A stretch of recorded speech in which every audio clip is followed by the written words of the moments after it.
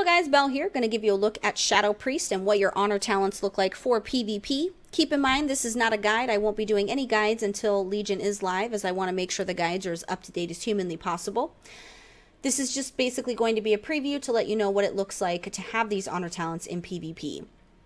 If you need more information on PvP, such as what does prestige mean, how do honor levels work, and where do you acquire your gear, make sure you click the top right hand corner of this video and watch the Legion PvP breakdown video. It will arm you with all the information you will need so that you can make sure that you're properly educated on what Legion PvP is looking like. So with these talents are actually unlocked as you gain honor level, and every couple honor levels you'll unlock another talent. You'll actually start with this first column so that by the time you're honor level 10, you'll actually have one in each row unlocked, so you can start utilizing all of those, which is really, really nice. Now for your first one, this is what everybody knows. It's the good old standby Gladiator's Medallion. This is going to be your defensive trinket. It's important to note that this whole top row is going to be the same for every class and spec. So this is all the same.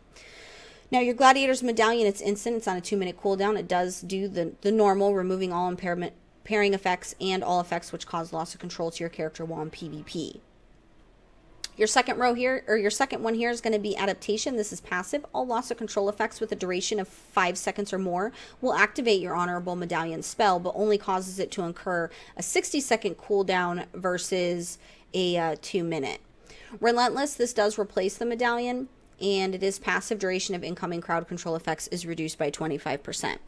I want you guys to know that I did do some testing on my Destruction Warlock, which is a class that is widely CC'd because people do try to shut down the Fear and the Chaos Bolt. I did do some testing to find out if Relentless was going to be viable in PvP versus the Trinket. As PvPers, we're so used to making sure that we have our unused Trinket for our oh shit moment when we do get CC'd, either when we're trying to kill a healer or whatever the case may be, or we maybe are the healer trying to keep everybody alive.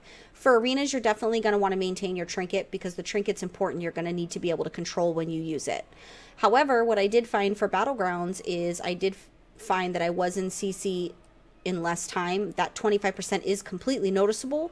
With the amount of CC that happens in a Battleground, because there's so many people, only being able to use a Trinket once every 2 minutes just didn't make sense to me. So with trying out the Relentless, I actually did like it, and it'll be likely what I use in Legion. So that's just a little bit of food for thought. It doesn't necessarily mean it's the law. It's just my opinion, but hopefully you guys get out of the mindset of just only using the Medallion for RBGs or Battlegrounds. Your next set here is going to be the Train of Thought. This is passive. Damage increased by 15%. Being attacked will cancel the effect for 8 seconds. Your Mind Quickness is also passive. Increases haste by 6%. And then, of course, you have Initiation. This is passive. Critical strike chance of your damaging abilities and attacks increase by 30% on targets at or above 80% health. Your Void Shield, this is passive. After casting Power Word Shield on yourself, all damage you deal heals you for 50% of that damage dealt for a total of 5 seconds. Pure Shadow, this is passive. Dispersion reduces damage taken by an additional 35% and causes Void Form to not drain insanity for an additional 6 seconds after Dispersion ends. Fleeting Embrace is passive. Vampiric Embrace now affects up to 3 allies, and its cooldown is reduced by 75%. Driven to Madness, this is passive. Being attacked will grant you 5 insanity. Void Origins, this is also passive. Void Eruption is now an instant cast. Edge of Insanity, this is passive. While at 100% or while at 100 insanity and not in void form, your damage is increased by 20%. Your next row here is going to be Mind Trauma. This is passive. Mind Flay has 100% chance, and Mind Seer has a 25% chance to apply Shadow Word Pain to the target. Shadow Mania, this is passive. Having Vampiric Touch on 2 or more targets grants you 3 insanity every 2 seconds, increases the healing of Vampiric Touch by 100%.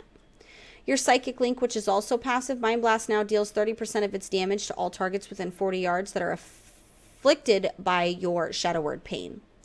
For your final one here, you do have Siphene. This is instant. It's on a 45-second cooldown.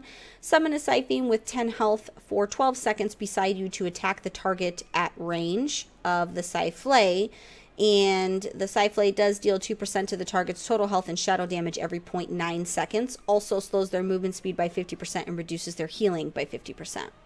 Last word is going to be passive. Your Shadow Word Death also silences the target for 3 seconds. And then, of course, you have Void Shift. This is instant. It's on a 5-minute cooldown.